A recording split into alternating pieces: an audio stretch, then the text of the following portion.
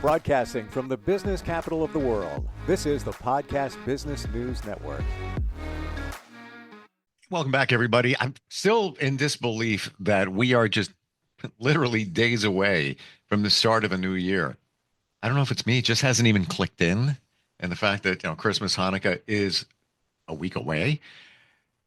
Where I talk about some of the things that happened this year in real estate. It's been a very tumultuous year in the real estate industry.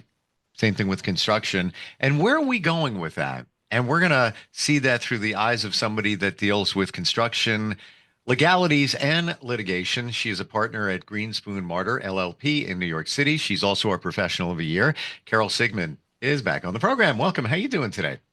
I'm good, Steve. How are you? Very well, very well. I don't even know where to begin with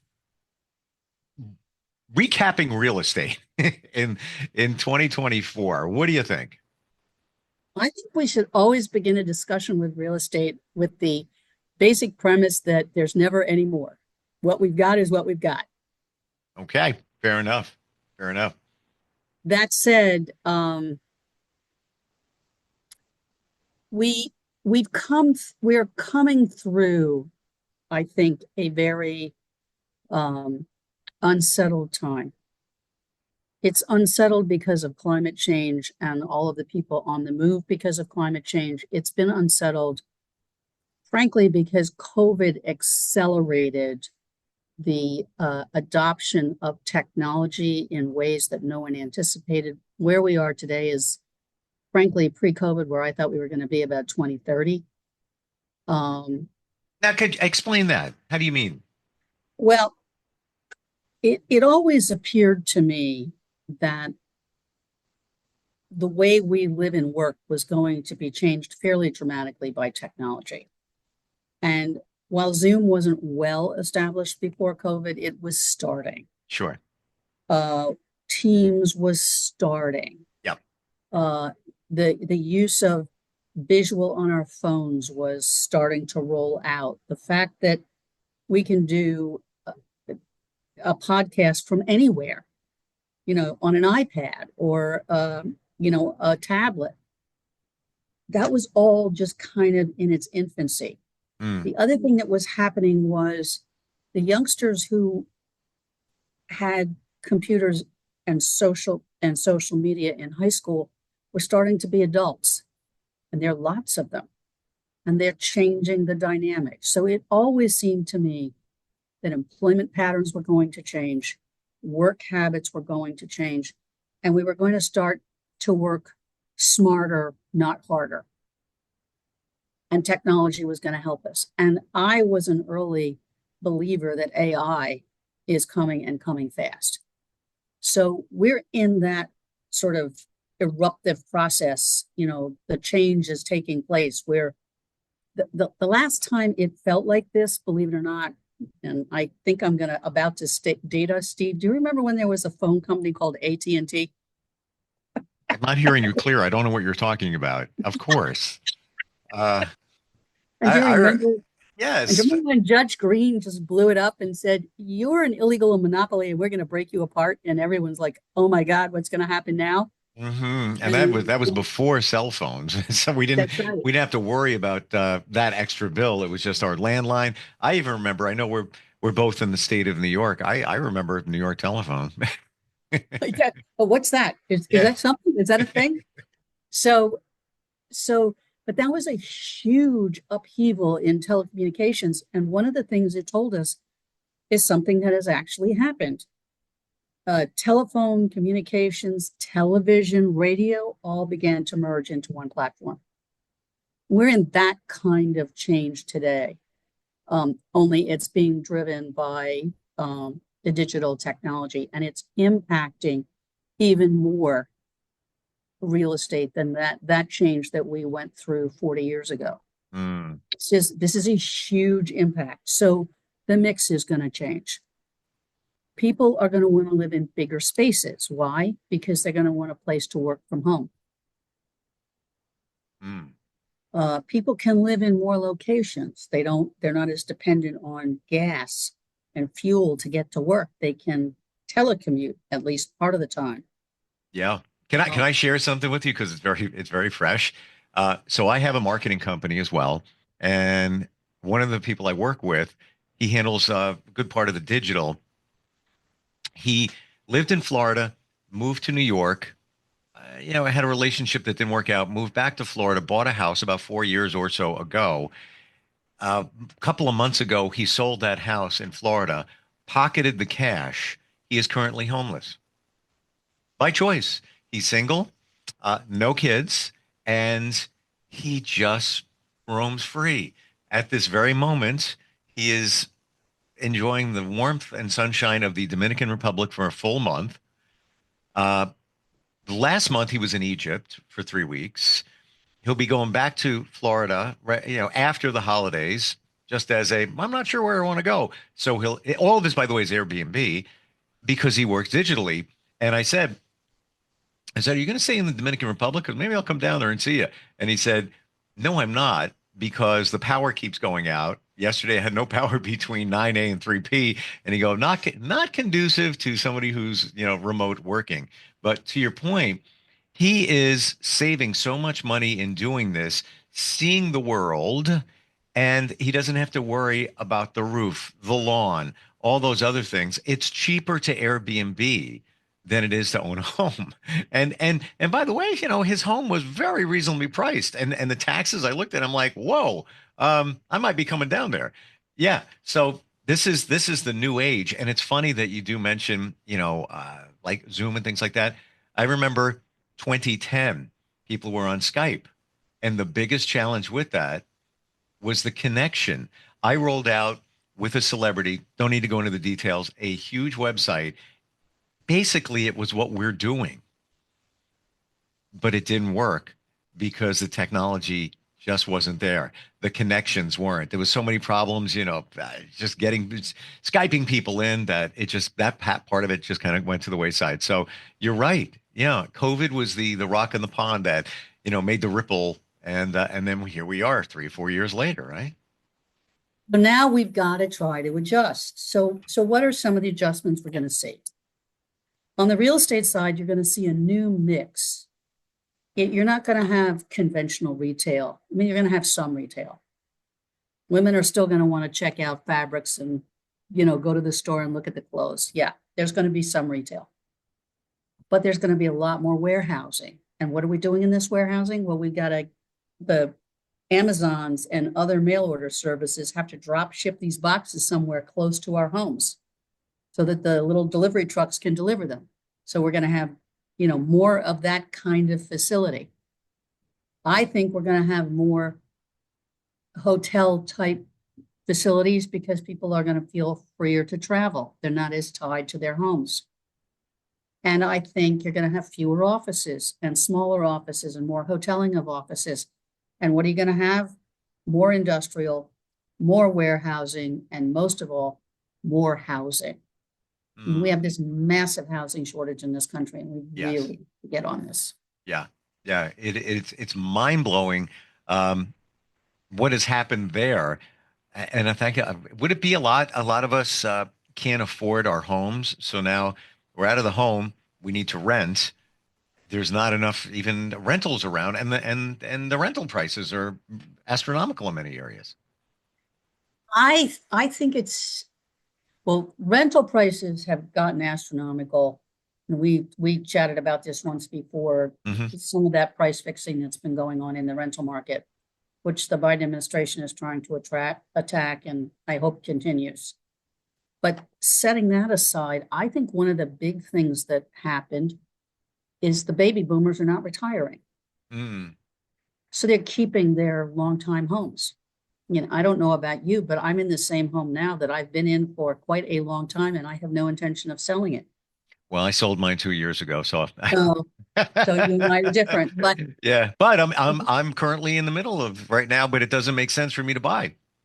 no, not in this market. I would, No, I would, but I think that the fact that the baby boomers by and large have not downsized is a big deal. great point. And they haven't made room for the next group. The other thing that's happening is very interesting. Gen Z is buying homes very quickly. As quickly as they can buy a home, they're buying one.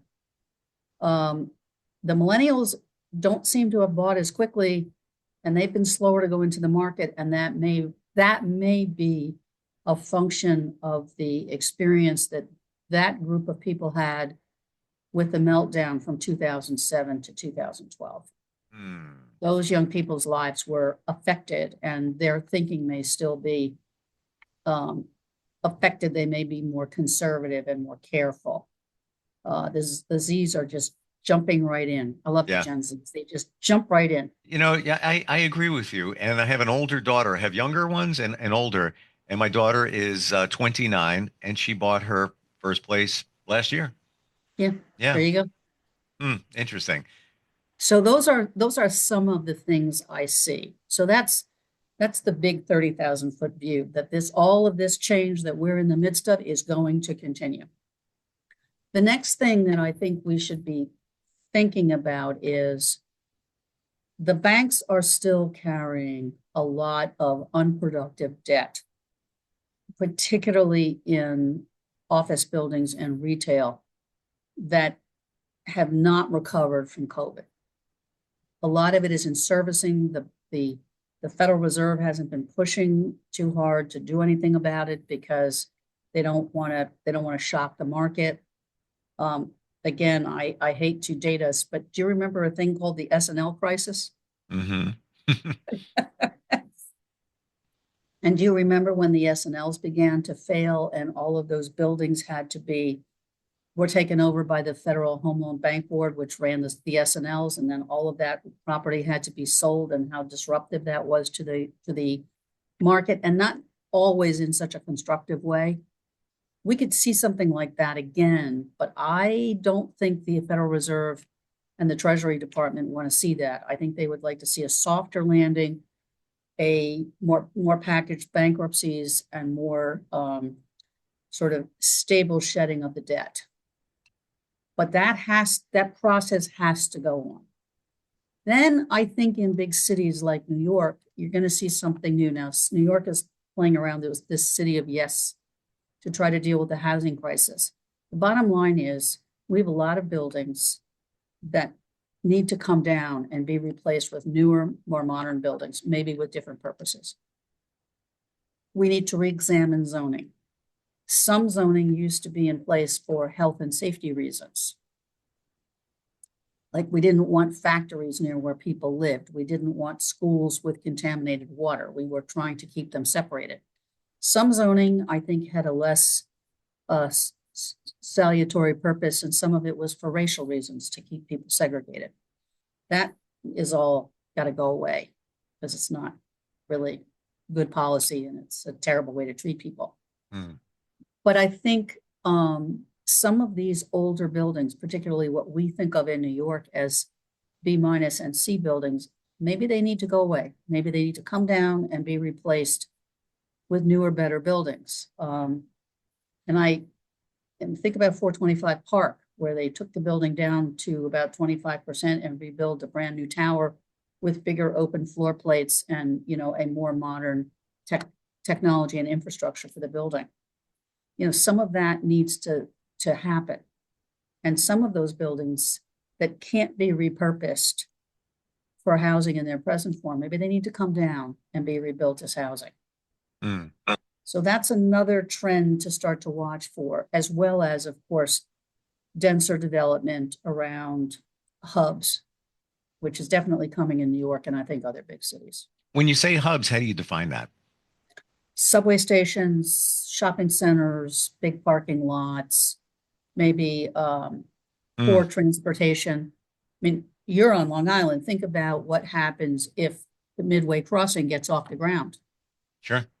Well, I'll tell you, when you talk about hub, about 6 minutes from here, Long Island Railroad, for the first Ronkonkoma branch, it's one of the first on that line stops. They built a entire hub near it, which includes restaurants, some stores, apartments, huge complex, additional parking, people are loving it. There's a green in the middle of it where you can hang out, and it was a food event there back in October. So there's a hub. But think about what happens about, just think about Midway Crossing. Suppose that they actually develop that infrastructure that connects the airport with the Ronkonkoma train station. Hmm. Suppose that whole area gets, I don't know, office buildings, uh, residences, maybe a convention center, maybe a sports facility, Sure. basketball, hockey, think about it. That could be a big game changer. And that's going to bring in a lot of housing, and it's going to bring in a lot of demand for housing because, that could become a new type of employment center. Because remember, we're not thinking so much office building, but what about laboratories? What about medical research? Hmm. What about other STEM research? What about the technology world? Think about, I know it's kind of like not the greatest thing to think about, but Buffalo Billions, which may not be the greatest success, but it's not a complete failure either. That enormous investment that was made in upstate New York to try to create an employment hub in the Buffalo area. You could do the same thing out on Long Island. And what you're describing near Ronkonkoma is exactly what I'm talking about. Yeah. And these aren't the only places it can happen. And part of the reason that can happen is because people don't have to be in New York City. They can be in the suburbs of New Right. York. Right.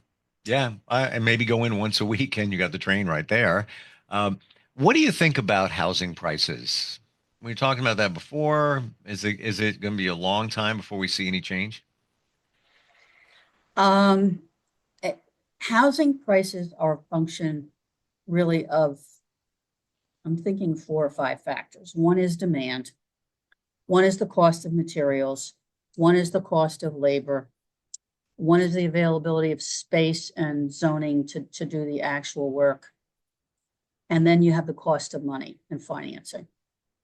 The government can, at least in the present now, the government has been trying to work on the cost of money. They've been trying to bring the cost down with various incentive programs. So that's one thing the government's been trying to do. One effect of COVID was to bring some materials from China near what they call near shore or offshore. So we have more construction materials coming from Mexico and the Caribbean, so that there's less. Some of the supply chain issues have been resolved. All of that helps to make the project more efficient and therefore a little less expensive. So there are those drivers. We don't yet have a full impact of artificial intelligence in the construction area, although they are making tremendous progress in the industry in terms of using 5G and AI to better coordinate orders of delivery, sizing of materials, less waste, better fit, better coordination, less manpower required to coordinate, more computer coordination. There are all of those factors going on. But you can't change the fact that guys have actually got to pour the concrete and put the bricks in. And there are some technologies in the curtain wall area that have some robotics to install some of that. It's not perfect yet, but it's getting there. So those are some cost drivers. My concern is that because so much of the material in construction is petroleum based, and petroleum prices seem to be at a particular place, and the Middle East seems somewhat unstable, and parts of Latin America seem somewhat unstable, I don't see those prices coming down anytime soon. And I'm not even trying to address what might happen if the trade war starts with Canada, that seems to be threatened right now. Wow. And I So just think about. we got a lot to think about. Hey, Happy New Year. I just saw this today and I want to bring this up. And it was kind of a surprising stat. Let me see if it's Canadians want to be in the United States. And up here we go. And the number is, and I want to be accurate, and here it is. Stat out today. In a poll, 13% of Canadians want to join America and become the 51st state. 13%? 13%. Yeah, That means 87% want to stay independent. I guess. Yeah. Wow. Wow. Yeah. That one is off my radar, because I think very positive with, our relationship with Canada, but that, things can change there. And, wow, lots to consider here. What would you say out of everything we're looking at, everything we're talking about, 2025, you personally, Carol, what will be your number one concern? I think that my number one concern for the country right now is stability in government policy, because that guarantees more economic stability for the country, which means this current sort of growth positive environment we're in, we stay in. To me, that is the thing I'm most concerned about. Gotcha. Wow. Anytime there's a change of administration, there's a certain amount of shake, rattle, and roll. What we don't want is too much shake, rattle, and roll. Gotcha. Fair enough. Fair enough. Yeah, it's called transition, and that's not just indicative of the presidential administration. That could be a private company, and somebody took over. There's going to be, and I don't mean layoffs, just adjustments. That's it's to be expected. Well, and technology is just impacting the workforce so much. I mean, we joke about it here in the office, but there are new products coming online in the legal community that are just phenomenal. Wow. Phenomenal. I mean, we can take our own forms and put them into programs. We can tell the program what adjustments we want made. And rather than a secretary or a young lawyer spending time making all these changes, the computer does it, and then all we have to do is review it. But we start with our own forms and we start with our own modifications. So we're not, out there in Chat GPT. We're in an enclosed legal environment. But think about that. That's huge. Well, is there concern that that's going to take away some jobs as well? I think it is, but I think we need to be I think we need to start to be honest with ourselves about where we're going in the job world. We need to face the fact that technology jobs don't need as many people. There are jobs where people are needed, and we need to make sure that those jobs folks are trained for them and know how to find them, and those jobs are safe. The other thing I think we need to do is face the fact that we're going to need to have some kind of guaranteed minimum income in this country at some Thank you. point. I was just going to say that, and I know some businesses in Canada, and they are proud of their living wage status. You can be certified as a company that offers not minimum, living wage. And that's the way it should be. I mean, you take a look at minimum wage anywhere in mostly anywhere in the country. How do people even do that? It's just, well, we're out of time. Interesting talk today. Wow. It's always a bright future, but you got to be prepared for a lot of the change. Many of us are uncomfortable with the change. People can find you. It's gmlaw.com. Is that correct? Correct. Excellent. Carol, thanks for being here today. And also happy holidays to you and your family too.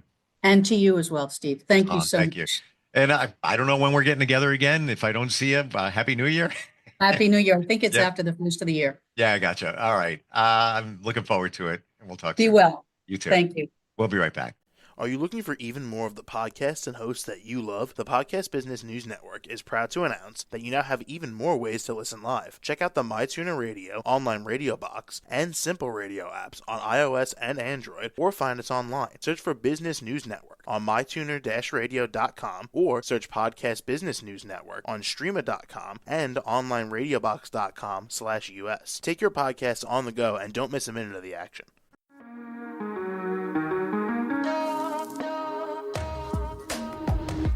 Broadcasting from the business capital of the world, this is the Podcast Business News Network. For nearly 2,000 severely injured veterans, everyday life has become filled with barriers. Day-to-day simple tasks can become pretty daunting. I have to carry my chair up 2 flights of steps or have somebody do it for me. What scares me the most is just the falling.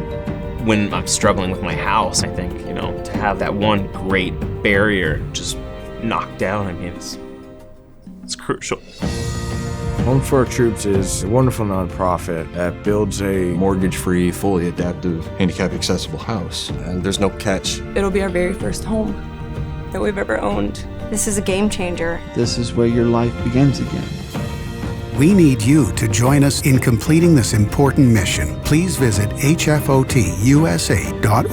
and help build homes and rebuild lives. Because of you, everything's going to be okay.